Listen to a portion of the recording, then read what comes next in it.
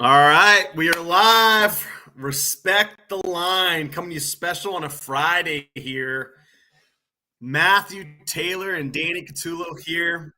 We took a week off for Thanksgiving, Matt, but we're back. We're ready to go. Ready to talk some bocce. How you feeling? Oh, pretty good. Much needed break, man. No bocce, no bullshit for a couple weeks was nice. Got to play a little more craps. So yeah, it freed me up to gamble some more. It's great. Just another vice, right? Just a different Yeah, vice. that's There's right. no bocce. That's right. Absolutely, absolutely. I also got to eat a Absolutely. ton, so like that's what I was focused Oh, on. for Was sure, for sure. I yeah, gained 12 pounds, no doubt. yep. It's unbelievable. I mean, I've just Yeah. been just like trying to walk it off because I refuse to like actually eat less. I'd rather just continue eating and work out. Like that's why I run. I run so I can have bacon. That's why I do Yeah. it. Yeah. I'm sure a lot of people on here that'll be listening today can attest to the fact that too, like we love to eat, but who really likes to see your entire immediate family and extended family? I don't. I don't. You know, You know, go it's eat, stay an hour, and leave. That's it. I have to say I'm pretty lucky at least, especially on my side. I got all my brothers. So I get to hang out with all of them and we get to like just complain about all the different family members together. Yeah. And call them crazy on the side. But I totally get what you mean. Yeah. Everyone's got crazy in their family.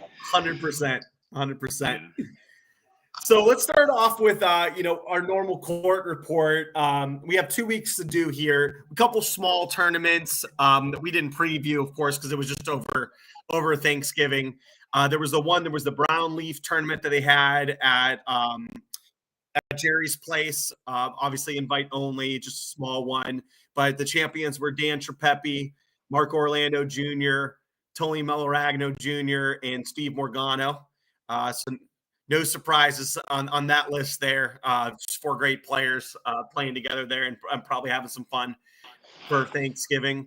We also had a Friendsgiving tournament at St. Anthony's, and that was won by Phil Tate, Mario Abatista. That was his first tournament he's ever won. Jimmy Meter from Warren, and of course, and myself as well. So we had a Nice. good time playing some bocce. It was a random tournament. That's always fun, and we donated over $2,000 to a family in need, which is pretty special too. So that's Nice. always a good thing to do during the holidays is being able to raise money for people because we have obviously a lot to be thankful for. We're pretty lucky to be in the situations that we are in, being able to play bocce for fun and for competitive reasons too. Yeah, absolutely. Let's Good get stuff. into the couple big ones though, Matt. So we had the Waterside doubles. So that one was over Black Friday. And in fifth place, so fifth, sixth, was Nico Fox and Mason Harrison. So your boy Mason playing with Nico. Mhm. Also, Andy Sweeney, aka the panel, playing with Russ Johnson, came in fifth as well. Nico and Mason had lost to Joe and Filippo.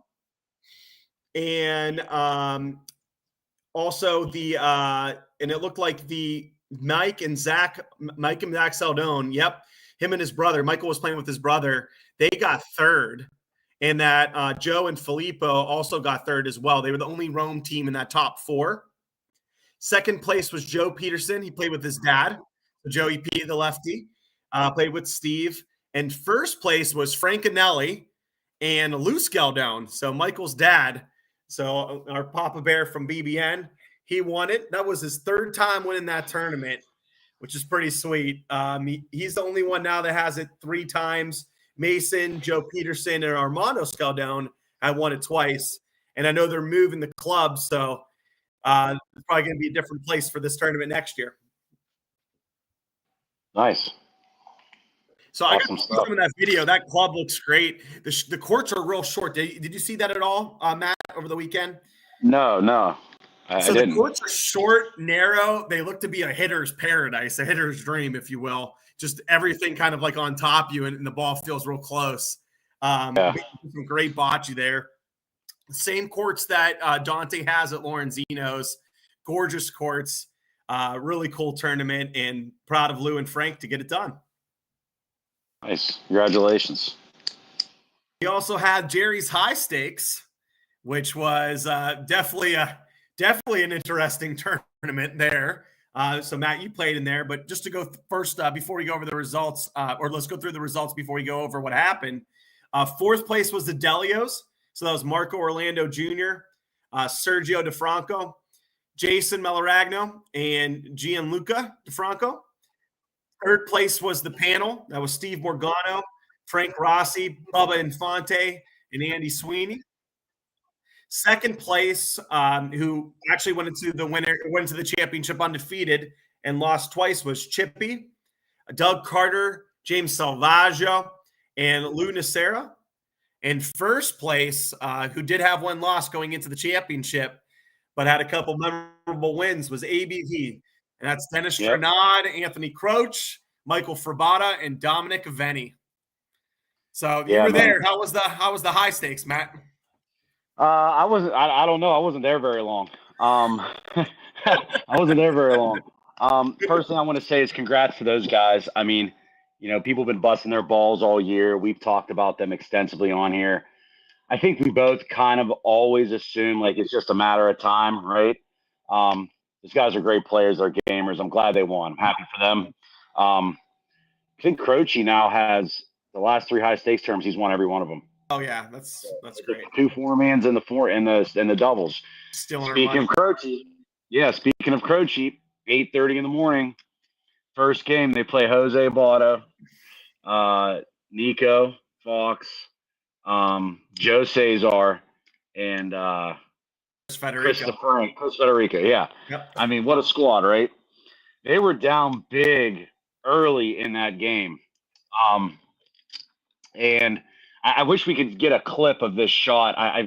We probably should have prepped for this, now that I'm thinking about it. But if they want to see it, they can go on there and probably see it. I think someone showed it. They have it on. We posted on our Instagram on our reels. Of Croce hitting that shot where he basically had to go inside of that ball on the back wall to potentially try to go out, right? So they had a fairly easier 2 to get 2 points on the last frame. They needed 3 to go out. But, whenever you have a chance, to slay a dragon, go ahead and take the fucking shot, right? He did. Great shot. Don't expect nothing less from Croce either. He hit the shot. He went down, shook their hands, walked off the court. I mean, it was a great shot. So, other than that, BSV, our team, we got slaughtered. We stunk. We didn't play bocce very well. I at least got to eat. The ribs were phenomenal. I crushed some ribs. That was great. You find yourself in all these free food tournaments. Dude, I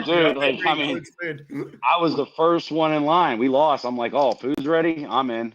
Right in there, ate that food. I was home just in time to watch the 4:00 games. I mean, it was great. Not great. We lost, but it was nice to not have to drive home from there at 1:00 in the morning, like I've had many times before. Listen, they played well. Congratulations. Who also made a decent run? I was live streaming their first game. Most of what I could was the unit. The unit was back. Jimmy Oma, Ezio, and Russell Johnson. Who's their 4th? Russell Johnson. Russell Johnson convinced Eric to play. And they played Pete Millerano on them, who also coincidentally went 0-2 as well in the tournament. They had a dogfight of a game and went 14-14, it went 13-13. They won 14-13. I think they made a pretty decent run. Pretty sure they got 4th, right? They went 2-2. 2-2. Oh, they went 2-2? Okay. Yep. All right. They won their first 2 games, lost their next 2. Okay. Yep. Yeah. So they were back, and they were back a little bit. Ezio was chirping. Couple days later, he sent he put a nice post up on Facebook. I wish I could go and find it so I can read it, but he was, he had a few choice things to say about, oh, look, I'm still playing, and here's other people driving down the turnpike, going home. All right, dude, cool. Whatever. I'm glad you played well, buddy. As you one of my guys. Yeah, I got to watch a little bit of the stream that you did, so that's really all I got to watch of their game. It was nice to see Eric back. Because as a player, I think he's really good for the game. I think he, has fun chirping. Ezio to me is like the worst crap talker, shit talker in the game. He'll only not because I love that he does it, but he'll be like, "Let's go eat pancakes" or something. Like he always has like the funniest lines. I'm always dying at his shit talking. So he was screaming at respect the line, and then he missed his next 2 balls by 1.5 feet each. So I had to He turn did, back yeah, at he him. did. He definitely did. I let him know about it too, but no, I mean he played good from what I saw. Oh man, I think they I all love kind of did. Ezio. I love watching him play. I love, he's such a great guy too. Jimmy Oma coming all the way out from Baltimore and playing, which is great. Yeah. Russell, putting those 4 together and playing, which is fun. I mean, listen, Jose's team, with Nico, they went 0-4 as well with Federico and Joe. There was a bunch of people that went 0-2. And it's get any day, any tournament, especially when there's 16 great teams. It's a possibility for someone to have to go home. Yeah, So, I mean you can't win them all, man. Like people were like, "What happened to you?" I got a bunch of calls the next day, like, "Oh, what happened? What do you mean? What happened? We lost 4 points than the other team scored. So we don't do that. We didn't play well. We didn't score enough points. We lost. I when mean, you play I don't. long enough, you can go 0-2. You can go on these nice magical runs where it feels like every tournament you're in the winner's circle or you're in the top 3. Right? You're getting cashed out, and then sometimes it doesn't happen. But for sure. Those courts are some of my favorite. It's interesting, Matt. I want to tell you this was. I don't know if it's because Dennis stuck one in my ear, and gave me a nice little stare down at Dallas, or what it was, but I just felt something with ABV, and you could ask Rocco this, and it's literally like an hour before last call for the bets, and I texted him, and I'm like, put 6 units on ABV.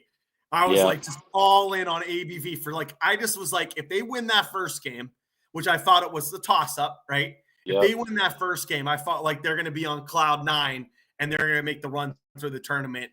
It wasn't exactly what happened. They got a loss along the way, and been able to fight through it. But I just had this good feel on ABV. So I got, a nice little benefit of their good fortune as well. So I was all in. I wish you texted me because I hadn't put in a bet on myself, like our team or any team, since JAC.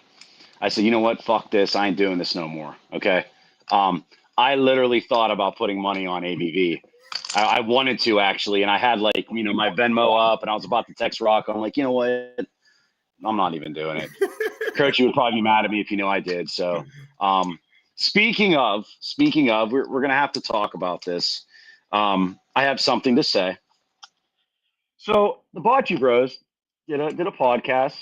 Cute, nice podcast. Right after they won Dallas, it's very nice. They won. Congratulations to them. They had Dante Delicio and one of our favorites, and also Joe Palumbo, one of our favorites. On. I watched it all. It was nice. I was a little shell shocked, and I can't remember if it was Chris or Dante Lovell that said this.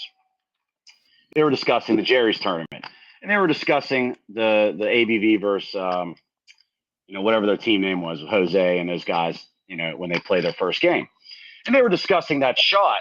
And one of the Lovels had said that was the greatest shot they had ever seen in their lives.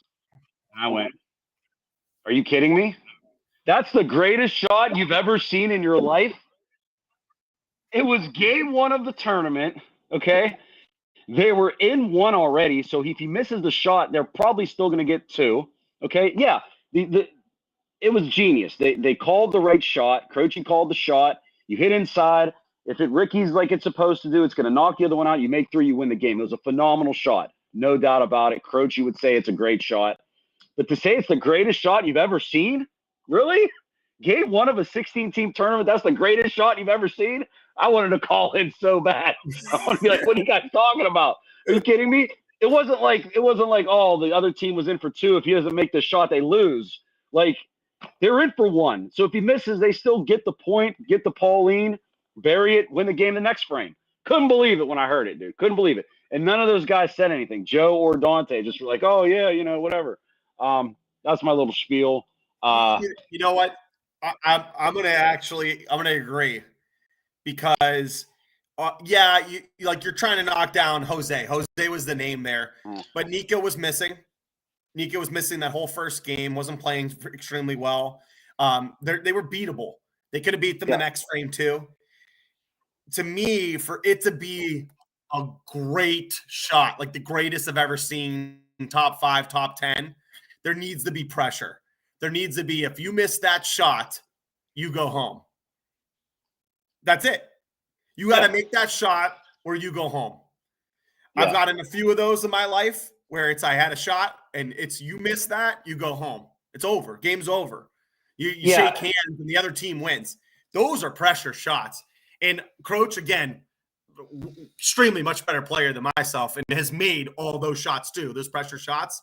Those are the ones that I would call the greatest shots. This one was really freaking cool though. I mean, I think the other thing too. I was watching. Yeah, I was watching. I got the agree Instagram right up. It was like when I was watching Caps. I was watching Caps live when he goes above. He's going to be in our next top 10 in a pretty high number. But when he goes above the ball and does that extremely long volo, I watch those shots and I was like, oh, I got to go right on our Instagram and post these things because these things were freaking sweet. But I mean, right. So I didn't see the shot, and then I was streaming it, and somebody came running over and was like, "Yo, did you see that? Did you see that?" I'm like, I'm assuming Croce hit the game winner, and I was like, "Are you shocked?" Like, I'm not shocked. So I just kept live streaming. Like, that's what he does, dude. He makes plays. So like, it's a phenomenal shot. For other people, like it would be harder for them. Not a lot of people can make that shot or execute it that way. But because it was him, it's like he does that already. It's not like it's a guy that hasn't shot in 3 months making a crazy shot like that. That's pretty impressive. Not saying that's not impressive, but Croce already makes those plays. That's what he does. He's a killer. So I'm like, all right, cool. Like, yeah, I'm not shocked at all that he did that. I mean, it is what it is. But yeah, I digress. It is what it is. I just wanted to point that out. We're going to be putting the number up here. Call in. Tell us what you think about that shot. Tell us what you think a great shot is. New father, Levi Policaro, said, I made the same shot to beat BSB at MVR last year. Yeah, he did. Man. And then Levi, just a correction. We played you later in that tournament and beat you, but that's okay. Yeah, congrats on the baby, bro. Happy for you, man. Awesome. Baby looks great. Yeah, happy for you and Courtney, Levi. All right, moving on to let's move on to the Queen of Lorenzinos. We could quickly talk about this. We had done a little preview about it before, but this tournament's coming up. Going to be obviously at Lorenzino. So we had a men's one, the King of Lorenzinos. Now we're going to have a women's, and it's going to be a very fun tournament. I believe they have 27 women vying for the crown, Taylor. And so you had talked about Tiffany Zarilla being your favorite on the last episode. Any other women that you think, you have any underdogs, any other ones that you're going to be looking at and see what they can be able to do when it comes from a singles perspective?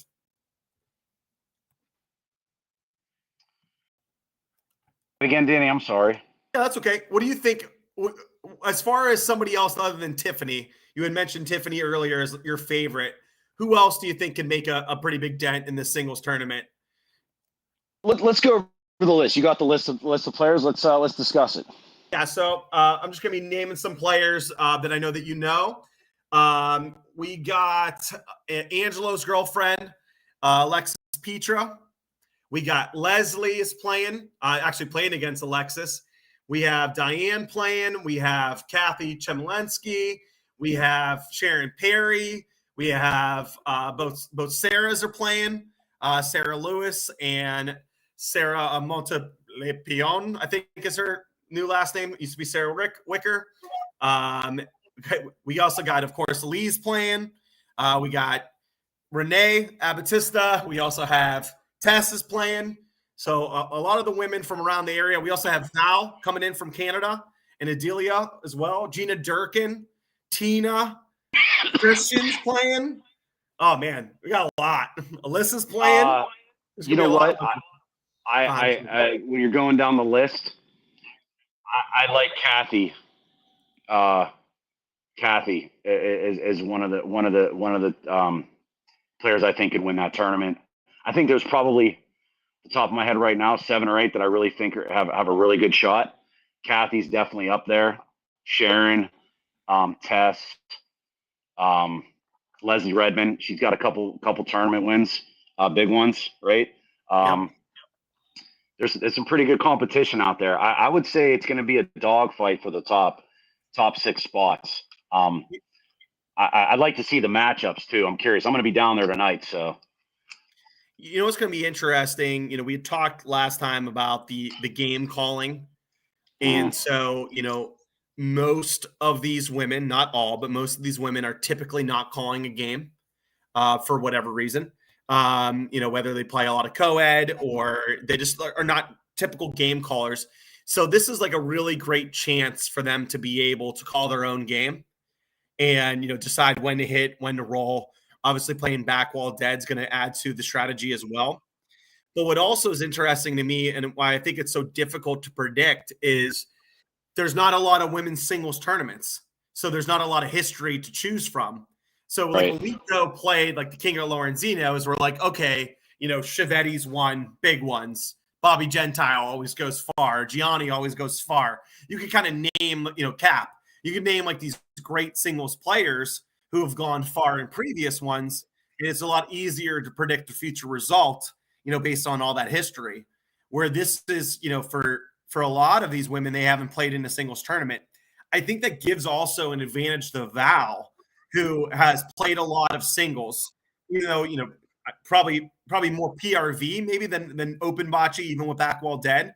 But Val has had so much singles experience, so much game calling experience, so much pressure being, just by playing, by yourself and not having other teammates, that I think it's going to be a unique advantage that she has coming down to the club. But I'm just excited to watch all the good play. So I'll be down there tonight with you.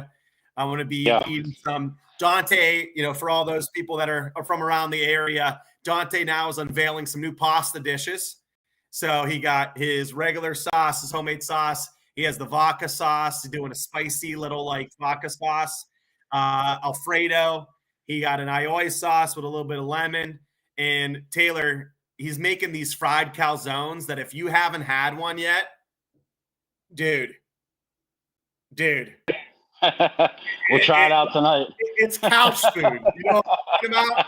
It's couch. Don't put that leather couch in the cigar room after you have one of his fried calzones, because you ain't coming back up. So. I love it. That's I'm gonna try it tonight for sure. Yeah, I'm actually really excited. I convinced Christian, my wife, to play. She's thrown probably 7 bocce balls her entire life. We're gonna go down a little early. I'm gonna do a little practice. Ladies, if you're watching, don't get mad. I'm gonna be sneak coaching her.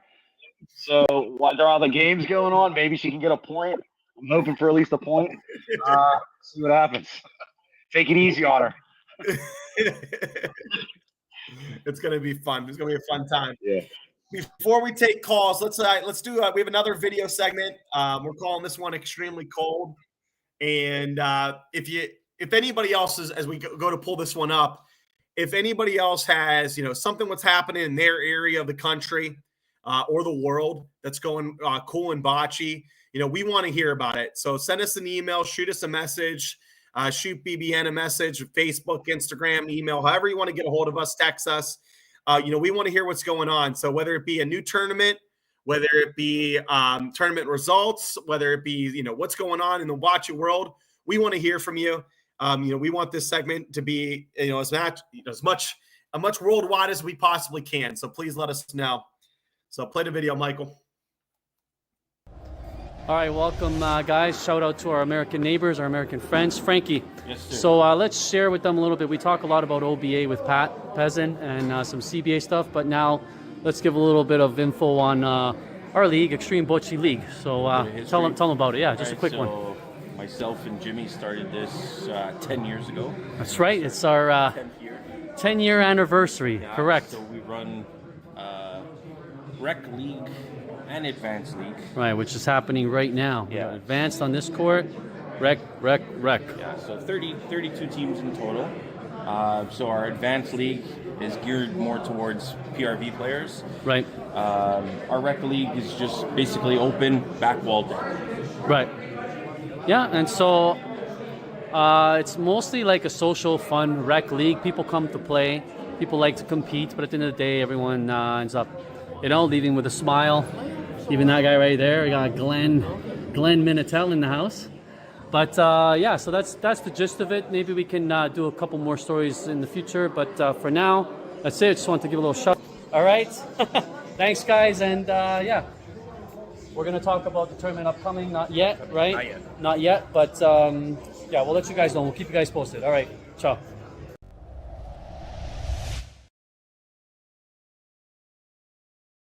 Love it. Our neighbors up in Canada always sending us videos, Matt. Yeah, I love it. So I love they're it, going to man. be I love it. So they're going to be doing a tournament up there. They call it actually Tournament of Champions. And I just talked to them. They're going to be sponsoring a Tournament of Champions spot. So the winners of that tournament, that doubles tournament, are going to be able to come to the Tournament of Champions, be part of the player pool. So it's going to be pretty amazing. So we're going to have a tournament up in Canada being part of this Tournament of Champions. I love it. Yeah. Yeah. Speaking of tournaments, real quick, before we get into these calls, we talked earlier. Matt Estes, we love him. Biggest Facebook troll in Bocce. Posted another post about the oversaturation of bocce tournaments, right? So I was looking at the schedule, and the second week in January, there's a tournament in St. Anthony's. Then there's a high stakes the following week. Then there's the Mount Carmel tournament the following week. And the week after that's the best of the best singles. Now, here's my thought on it, okay? 75, all these tournaments actually are going to be bracketed, okay? So you can pick the bracket you want. If you play Saturday morning, you're giving up your Saturday morning and a little bit of the afternoon. Then you're done. 75% of the teams aren't even going to make it to Sunday because you just don't take that many. And out of those 25% that do make Sunday, only half of that 25% is actually going to be there all night. So, how much are you really giving up? That's kind of how I look at it. So if I have stuff I want to do on the weekend, I'll just put myself in a Thursday bracket and go play. If I lose, I don't have to go back. So, I get both sides. It is a lot because you essentially have to take time out each weekend, 4 weekends in a row to play bocce. But I don't know. I don't see it being that hard. I was like, wow, I get to be home at 3:00 last Saturday after the high stakes tournament. We got bounced out 0-2. I mean, it was fine. It was cool. I was like, oh, I got my day still ahead of me. So, just my thought on it. Yeah, we've talked about this before, but this was like a main point topic of the Bocce Bros podcast. Everybody at the end, what they were thankful for, and it was a lot of play less bocce. So Delicio put his over-under at 9.5. So we'll have the tracker up, see if Dante hits over that 9.5 for the year. Joe Palumbo said he's going to pick and choose. He wants to play less. Dante Lovell said he wants to play more in Columbus. So he's going to try to focus on growing the game out there and not have to travel so much. Same thing with Chris, saying play less. So play less was kind of the big thing. And, it's interesting because LaBarbera had wrote on Matt's post, you guys are lucky. Yeah. The mantra for ABC is not play less bocce, it's play more bocce. And I think elsewhere in parts of the country where they're looking to grow the game, I think that it's not the same sort of thought process of, oh, there's too many tournaments and I feel pressure to either support the clubs, which is what Matt said, or I feel pressure that I'm going to not be able to keep up talent-wise, which is something that Dante had said, or just like that sort of FOMO or keeping up with my team. If I leave, is my team going to find somebody else that wants to play every tournament type of deal? And my thoughts are on it is every single person is different. You got young kids, can't make every one of them. Pick and choose. Be like Tiger. Pick and choose the golf tournaments that you want to play in. If if you're able to afford and want to and love the game, be like one of those Asian players that play every single PGA tournament and play them all. It's up to the individual on how much you want to play. And if you want to be able to keep up and play less tournaments, then practice more. Find times that works for you. Wake up early in the morning, and instead of working out, practice. It's up to you on how much or how little you have to play. And what I don't want to do is make people that do play every one of those tournaments, make them feel bad for having to play or wanting to play. It's their weekend. If they want to spend it playing bocce, let them spend it playing bocce. I know myself. I travel during the week. I got kid stuff on Thursday, Friday. Man, I really like having a day where I'm playing bocce, being competitive, drinking a couple beers with my friends. It's something I look forward to for the weekend. Get to go hang out there with my girlfriend. It's, to me, I'm hanging out with friends and family. I don't feel like I'm, avoiding that, if you will. And then some weekends, I really enjoy having it off. And so, in December, you kind of have a little bit of a lull, and that's fine too. And I'm enjoying different things, throughout my life. But I don't know. I think it's a good thing that we have so many tournaments, because for every time that Matt Estes or somebody else doesn't want to play, just gives more people a chance to win, get addicted to the game, grow the game, and that way we could be able to continue to have these big tournaments. One last point, Matt, and I'll bring it over to you. And maybe, Michael, if you could post the phone number so we can start taking some calls, so we can start having some people on hold as we're doing this. But when I first joined, Bocce under Grood, which was, kind of the thing that was different than North American Bocce Association, NABA. When I first joined that, Dante DeLisio had given me the link, because I was like, when can I play tournaments? I started loving it after playing Vegas with Rocco, my brother. And I wanted to play. And he goes, here's where to go look. And I went through the history. And there was plenty of historical posts that Dante and others have made when they were searching for teams to play tournaments. When there was only 12 teams looking to get to 15 or 16. Talked to Chiavetti, a couple nights ago, same thing. He's like, man, we used to struggle to get 16 teams per tournament. So is it really a bad thing that there's so much bocce that people want to play? So now when you actually do get to play, you can win a little bit more than $20, $50. You can have a year when you make $5,000, $10,000, $15,000, $17,120, if you're very successful at it, depending on if you're keeping a money list or not. But you could be successful now, you can make a little bit of money.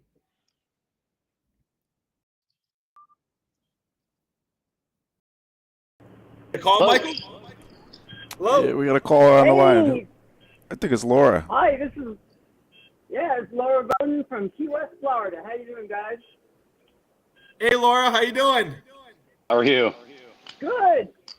Hey, so our league, the Southernmost Bocce League in Key West, is the largest per capita league in the United States. We have over 500 players in a town of about 25,000 people. So I believe the league in the San Francisco Bay Area has about 2,600 members, but they're growing from 9 million people. Wow. That's impressive. You had 56 teams to start this season, huh, Laura? Hi. So we're having our championship this weekend. Nice. How many teams make it to Sunday? We have 14 teams play every night, Monday through Thursday, and we play for almost 4 months. We whittle that down to the top 5 teams every one of those 4 days, and so 20 teams make it to the Saturday beginning of the championship. We whittle it down to 8 teams on Sunday, and then we crown a champion around 8 or 9 o'clock on Sunday night. The courts are about 65 feet long, maybe 70 feet. Red Georgia clay. There's a little bit of a rondello along the board. Dead back wall. And there's some very accomplished players. It's open bocce. It's not Punta Raffavallo. Is there a way for you? Can you live stream that for us so we can see it? Oh, well, I've been talking with Mike about it. That's beyond my capabilities. I don't. Yeah, why don't you talk to somebody about that? We can check it out and see, and you can post it on our Facebook pages. Yeah, Laura, I'll do that. we'll send It you. would be great to have Mike down here some year live. We can do it. I probably could find funding for him somehow. But it's a great group of people. As the years have progressed, they've gotten better. No one follows here. They don't even know the term.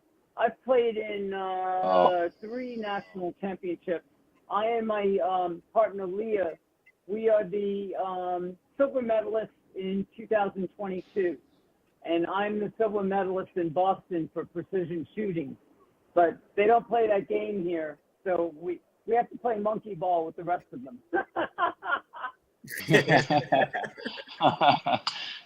Yeah. Well, thank you That's so much awesome, for your Laura. call. That's awesome. If you People, can and find a then- way to live stream some of that I'm sorry? this week, let us know. Yeah, that'd be neat. But the weather here, if you're not familiar with Key West, it's probably the only place in the United States that has never had a frost since records have been kept in the 1880s. So we can have tournaments all winter long. I mean, it's Right. outdoor tournaments, and we have 7 courts. They're right next to the Atlantic Ocean, and it's a delightful setting. I mean, the setting is unparalleled. Yeah, we'd like to see some videos and pictures if you could. Yeah, well, we'll try to get that done for you. So Love Thank it. you. if anyone's in the area of the Keys or Southern Florida, make your way down to Key West on Saturday and Sunday. And we have plenty of food, and we don't even charge for our food. Wow. That's high class stuff It's a- out it's there. a You know, great- I love free it's a food. party I to- love free It's a food. party to celebrate Bocce. Love it. Thank you so much for your call. All right, That's keep up awesome. the good work. Boy, I would love to see a video of that greatest shot ever taken. Where can that be found? It's on our Laura. It's on our Instagram. It's on Respect the Line Instagram. You got to check it out. Okay. Okay. All your I'm gonna friends. see that, and you continue the good work. It's fun listening to you. Thank you so you. much. We appreciate you. You know, Matt, it's so easy to get stuck like in our own little world, little bubble. 56 teams down there in South Florida battling out for a championship. Yeah. And we're complaining in our own little Youngstown about how many Youngstown, Coppell area, Cleveland. Is. Well, yeah. I mean, January we're going to be playing in 2 dungeons. And it's going to be cold in the dungeons. They're going to be out in the sun, 70 degrees next to the ocean. I mean, I'm game. I'm with it. We're going to be playing in Lowville's. We're going to be playing in Lowville's outside garage, -2 degrees.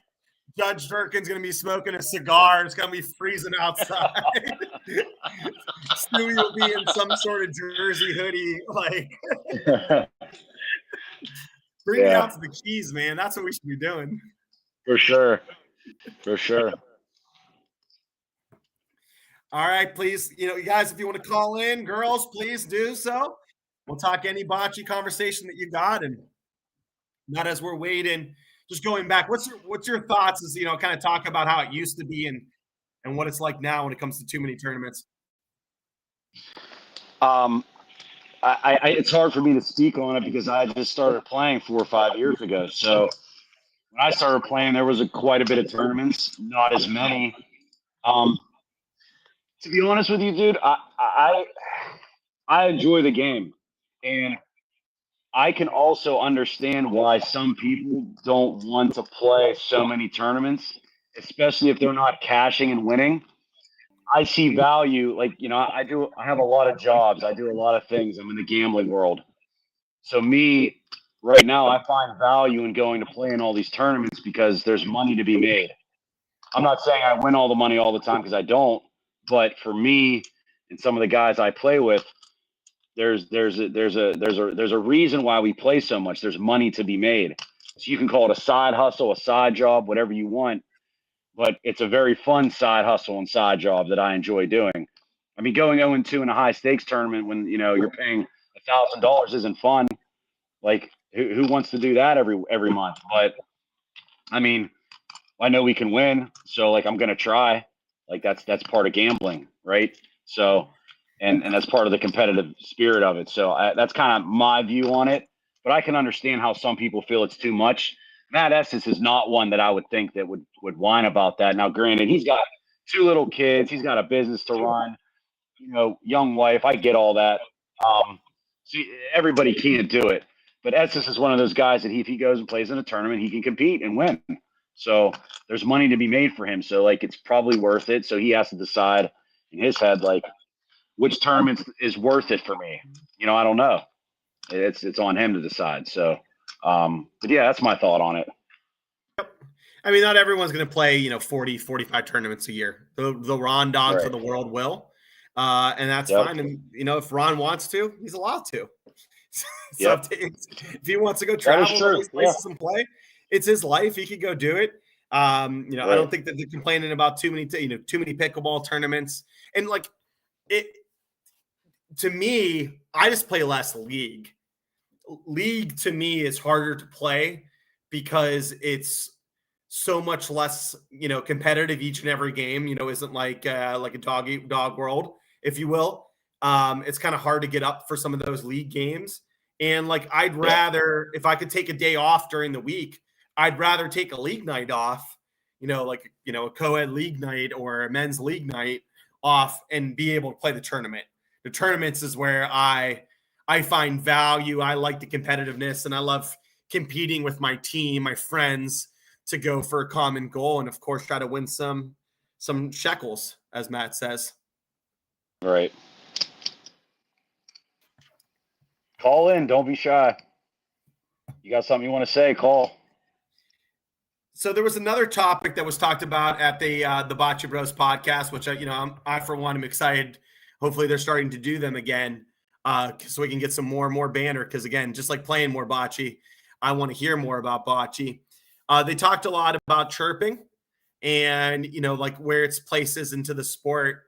So you've talked about it with Stewie, because you play with one of the biggest chirpers, and you play with Cat, who may not necessarily be loud chirping, but he definitely is saying stuff, whether it be underneath his breath or gives the looks and gives the things. We got a call coming. We got a call in.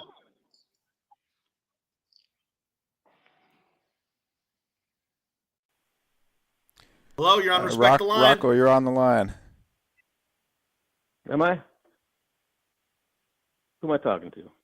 What's up, Rocco? Hey, what's going on? What's up? You got Taylor. How are you, Rocco? What's going on? Hey, I want to talk about rivalries. What are the good rivalries in bocce? And also, it wasn't that long ago. I thought there was more rivalries, at least regionally. Guys from Cleveland didn't play with guys from Youngstown and PA guys, and now everyone's kind of friends, which is nice. But I do miss the rivalries of at least the geographic rivalries out there. But now it's kind of everyone's playing teammates, and I really don't know who is the big rivalries in the sport anymore. Because any sport's got good rivalries, right? So who are the good rivalries today? Man, that's actually a really good question, Rocco. Dan, do you want to go first, or do you want me to go first? Yeah, let me give my opinion. So I think that there are less geographical rivalries as it's become easier to communicate with people that you don't have to see face to face. So as obviously there's been cell phones for a while, but now it's super easy, even if you don't have somebody's number, to be able to get a hold of them. You can send them an Instagram DM, you can send them a Facebook message. So before, if I wanted to ask Corey Whitway to play, I had to be at a tournament with Corey, or I had to be somewhere where Corey was at. Now, I could go look up him on Facebook and go look up him on Instagram.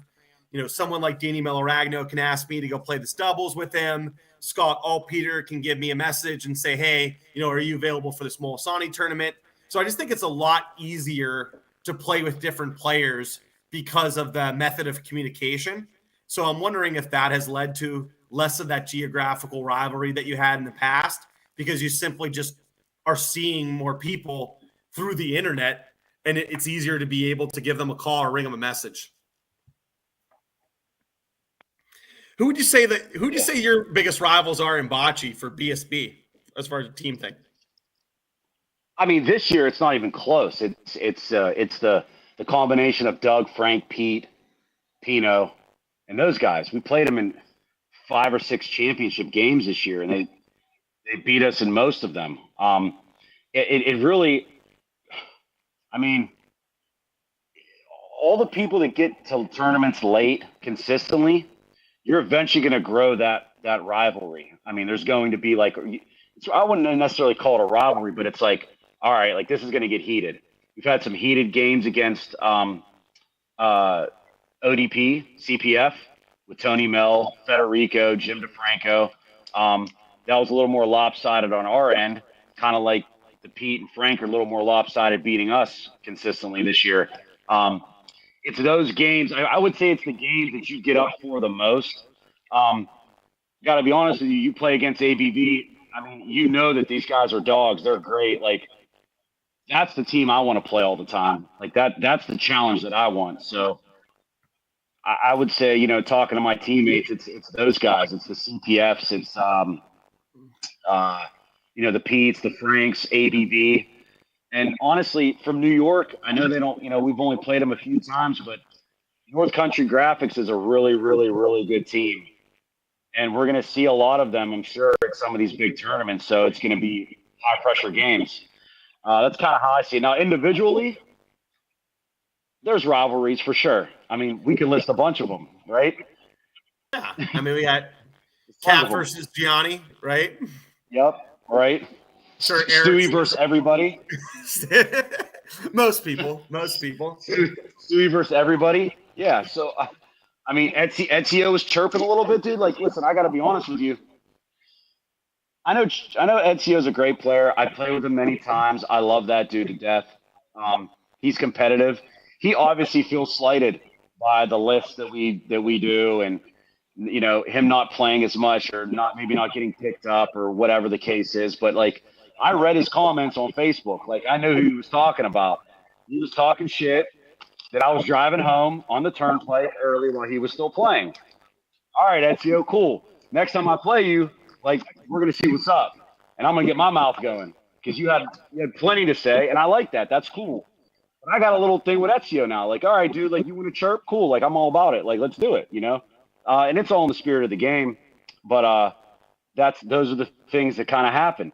I would say you and Dennis Stranad got a little rivalry thing going, probably more so on your end because that's the first time I've ever seen somebody get Dennis to a point where he actually showed emotion after sticking a ball, okay? Where he wanted to be like, yeah, bro, did you see that shit? Like, he did that in Dallas. You got that out of him. So, you know, I could say there's probably a little bit of rivalry there, you know. Listen, I think it's great. I love it. Rock, are you still on the line? Yeah, I'm here. So what you called in and asked the question. What do you think? Well, I was going back more, again, I think more, like before I started playing last tournament, I used to only play like the Cleveland Cup Challenge and Whitworth, and so it was always kind of like, oh, this is the Cops team, this is the team from New York, this is the team from, you know, Youngstown. So to me, it was always like a rivalry between, like, you know, which region had the better team, because teams really didn't, like, intermingle at all. And now it's a lot more, you know, having lots of, I felt like back then, I felt like it was a lot more rivalry just because it was more territorial. But now, like, everyone's playing each other, and so, like, you know, a team shows up, you don't know which 4 guys are going to represent this team now. It could be a mix of Cleveland, Youngstown, PA, New York. So it's just, when you see a team name, sometimes you don't even know. For the most part, it is the same, but, you know, but teams have rotating guys. So I do agree with you, Taylor. I think it is more at an individual level versus the team level. Just I feel like there's not a lot of consistent, solid teams that play together. So it is more maybe personal beefs or personal challenges or just, you know, one guy's got another guy's number consistently. But yeah, I feel like it's more on an individual level, not so much on a team level. Right. Okay. Yeah, you know, I think it's going back to your individual, Taylor. I think that's probably a good way to look at it. Less so because it's just really difficult for these teams to stick together because of these said number of tournaments. So there's more like some individual, you know, potential little rivalries that go on. But I think those little moments, those little rivalry moments also are really good and healthy for the sport. It makes it super competitive. It puts something on the line other than the money. Money's great. None of it's life-changing. Right. We always talk about, it's awesome, way better to win it than it is to throw your money away and light it on fire. But it's not life-changing money. So the one thing that keeps you going back, is either a little rivalry, or, for us that have been sort of starting out in the game, last couple years, to me, it's like crossing people off my list. I have a big list of people that I haven't beat. And each year, each tournament, I get to start crossing them off. And so it might be more like the Browns to the Steelers, where I really just stink, and the Steelers, their real rivalries, the Ravens, and I'm like, hey, look at me, I want to be your rival, but I want to beat them. I want to play those teams that have those histories. I want to play those players that have those histories. I want to get a notch on my belt, and I'll do anything possible to try to be able to get them to look at us, to look at me, as a rival as well. It is interesting though, just sometimes you go through these tournaments and you won't play against some players at all. It's absolutely wild. It just never works out, where it's I'll never see these players. I'll never play against them, even though we're always there. We both always get at least 3 wins. It's just it never happens. And then there's some tournaments where it's I play BSB 6 tournaments in a row. It's just guess what? I know we're going to be in the bracket somehow. And it just randomly works out where you end up doing that. And that's where you get sort of these little rivalry runs, if you will, where it's okay, it's the 4th time in a row you've won the last 3, whatever. That's when you're really kind of juiced up for those games, because you get to see those teams over and over again. That's when it makes it pretty fun. Right. Agreed. Any other callers?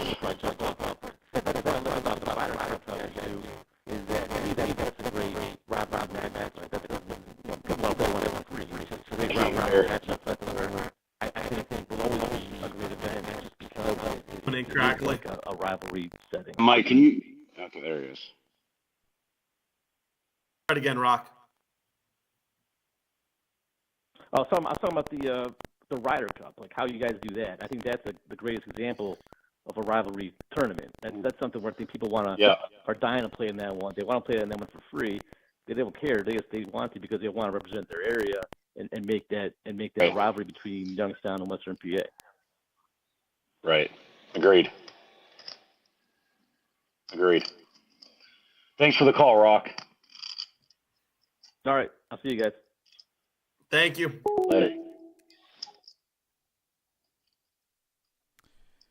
All right, we had Got time for one more if anyone else wants to call on.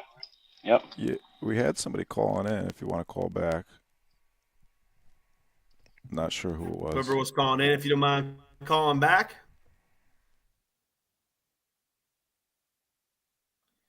There's a 30-second delay between this and the live feed, so No worries. Someone said Lou versus the world for rivals. Lou to serve versus the world. He's always trying to find a rival.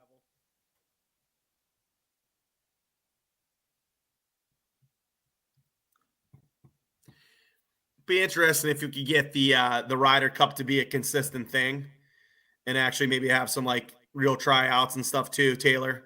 That would be fun, to get some consistent rivalry within that. I know Lockport does that, I believe, with I think it's the Holly Bocce Club, and they play every year. It seems to be a lot of fun. Oh.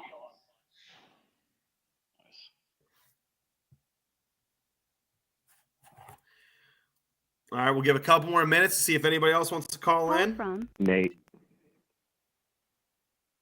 to accept, press.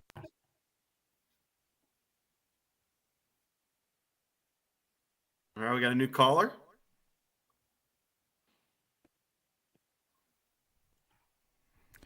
Nate, you're on the line, brother. How you doing? Yep, I'm here. Can you hear me?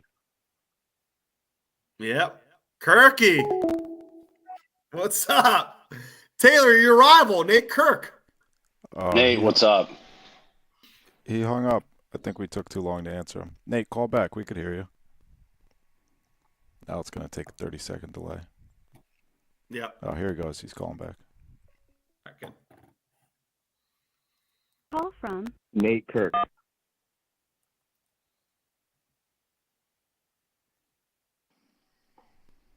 There you go. Nate, you're on the line again, brother.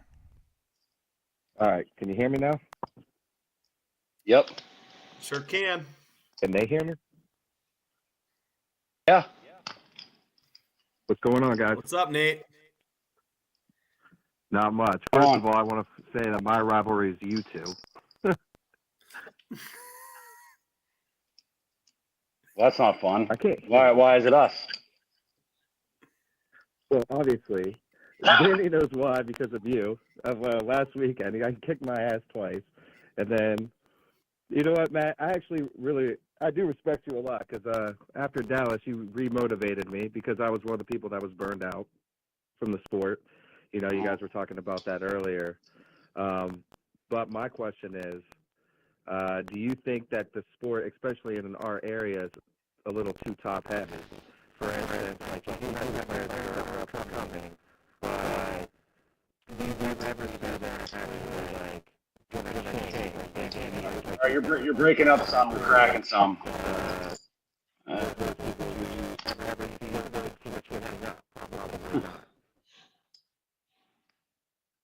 Okay, so Nate, I only heard your first question was, do we think that it's too top heavy around here? I didn't hear anything else after that. I'm gonna respond with no. I don't think it's top heavy. I think we've discussed numerous times on this podcast and even in person when people have asked me. When I first started 4 or 5 years ago, and I go to these big tournaments, let's say Wycliffe, for example, there was probably only 7 or 8 teams that could win that tournament at Wycliffe. Okay, 5 years ago. Now there's probably 15 to 20. Not only that, there's probably 40 or 50 teams that can beat any one of those teams in any given day, any given time during that tournament. They might not win it, but they can certainly win a game. So that's the difference that I see from now 5, 6 years ago. So that's my 2 cents on it. I would agree, Taylor. I think that also too, if it feels like you can't break through, you most certainly can. There is a way to break through. You have to play more. You have to go get your ass beat. You have to play more tournaments. And you have to keep fighting, keep building yourself, keep building your team so that you could be able to make those runs at the end. It takes time, though. It doesn't just happen. Like, Taylor, I know you talked about, like, you had to work your ass off to kind of get to, to start winning a couple games. Then you have to start working your ass off to be able to make Sundays. Then you have to work your ass off to get into a championship game. And then you have to work your ass off again to actually get a win. It's not easy. It's hard. But it most certainly can happen. What I see when people say, like, there's always the same people, right? There is. It's always the same 12 to 20 people. It's always those 12 to 20 people that play a lot of the tournaments. They play most of them. They practice. They play league. They've committed themselves to the game. And if you want to be in that upper echelon of people, you have to do the same thing. Oh, and you can't just do it for a year. Most people can't just do it for a year. You have to do it for multiple years to be able to get there. And it takes time. Correct. And you have to lose. You have to go 0-2 in a high stakes, blow your money, eat ribs early. Yeah, you have to be able to get knocked out by teams that are league teams and make it very frustrating and feel like maybe I'm not good enough. You have to get through those moments to be able to go to the next step. So I think that it's much less top heavy than it used to be, but it's still always going to be the players, because this game is not just luck.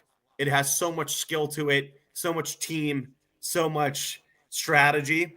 It is going to be the best players that are at the end. It's sort of like poker, right? Where it's like the best people find themselves at the tables at the end. Mike, we're having problems with this. We can't hear him, man. It keeps cracking. Like, would you still rock with, like, the Matt Murphy that you know can't know you as BSB now, but like, I remember, I think Ron and Matt Murphy was like your original team. I think you won Nova with that, correct? Try it again, Nate. I said, would you that change, like your answer seems to be more individualistic opposed to the team. A team that's trying to get better. Huh? You're talking more you're saying that we're saying more individual than a team? Yeah, so like obviously everyone, if you want to get better, you have to put the work in, and that's on the person, right? But like, for instance, like Matt Murphy, I know he's a great player, but probably doesn't get a chance to play all the time. Taylor used to play with them all the time. Now he got with BSB, with clicks with them. But do you go back? Like, would you ever go back and change with that old team and go back with your old team that you've won it with before? What do you mean? I'm a little confused by your question. I guess my question is, do you think you have to change your team up then? 'Cause, like, obviously, and be with the players that put that work in, or like, I mean, I guess my question's hard to ask. I think that's a great like, that's a great question. I'll go first. Like Danny, you're with Corey Whitway, Sean Nelson, Anthony Del Torrio. Like, do you feel like that's a team that you can break through with, or do you feel that because you put the work in, you may have to switch it up? I think that's a great and fair question. So I think it's a little bit of this, Nate, where and I don't mean to not put you on every that directly, but I'm just saying like in teams in general. No, I like it. I like the question. Not every team of 4 is able to commit the same time, same energy, and the same focus to get better because of different life situations, whatnot. For every ABV, there are 20 other different teams that don't play every tournament, but people still love to play bocce, and you can't play consistently together, right? Maybe even more. Like ABV, BSB is sort of the rare scenario. I think sometimes you do need to switch it up. It doesn't necessarily need to be for a season. I know it was really good for me to play with different players and learn from them, go through things with different teams on sort of like, these different off-season tournaments, if you will, and then come back to the majors to play with Nelly and with Corey. So, like, I thought it was really good for myself to be able to see not only what else was out there, how other people called games, just different ways. And I also think too, though, and I'm not saying this necessarily for Nelly and for Corey and I, but I do think sometimes you do need to make a change. And that's okay too. You might go through a year or two with the same guys, and maybe you're not seeing the results. And sometimes it just needs to be the right vibe, the right chemistry. And it just need to be changed up. It's not necessarily because you don't like those people or don't like the way that they play. You could put 4 really good players together, 4 great players together, and not see results, right, Matt? It has to be like the right fit. Yeah. I think the thing too is you have to identify what your expectation is going to be. For example, right now, my expectation is to win. I want to win. And when I go and win, I want to make money. Like, those are my 2 big things. Social piece happens organically, right? It's like, whatever. Like, okay, cool. I get to see some people I like. I'm not the biggest social guy. I'm not the one that has a million friends. I've told people this many times. I've even told you this. Like, I don't go play bocce because I want to hang out with everybody. I go because I want to be competitive in something. Okay, I'm 40 years old. So, right, my expectation is to win. That expectation for me might change in a couple years, and I might just call up Jimmy P and Mike Pizzano and be like, guys, I want to play. I'd rather play with my boys that played the game with, grew up with, Stewie. That's it. But right now, I found myself in a spot where me and Stewie and Cap play together. We're playing with Triv now. We hope that works because we want to win. We're all winners. We want to win, but it just depends on where you want to see yourself. Do you want to win with your friends? And if you do, how do you make it work? You got to figure that out. If you only want to win and you feel like that team you're with is not going to get you there, and you got to think of something else. You know, it's just really depends on your own expectation for yourself and what you want to do.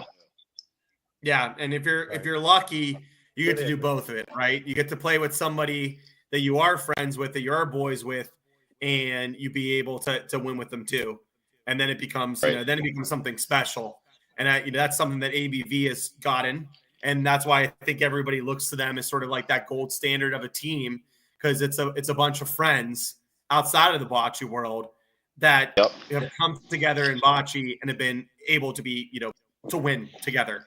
But they're not winning because they're friends, not because they're just friends.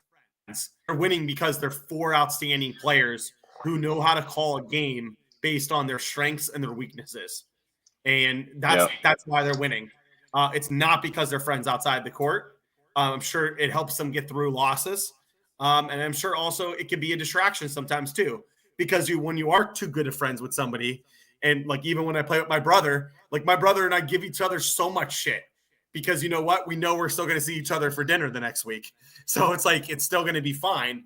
So like we're even harder on each other than other people. So it could be a blessing and a curse. Hopefully that answers your question, Nate. No, I actually appreciate your guys' opinion. That's what I wanted to hear.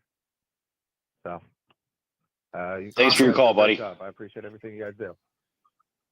Thanks for calling in. Thanks, man. All right. You got to wrap it up.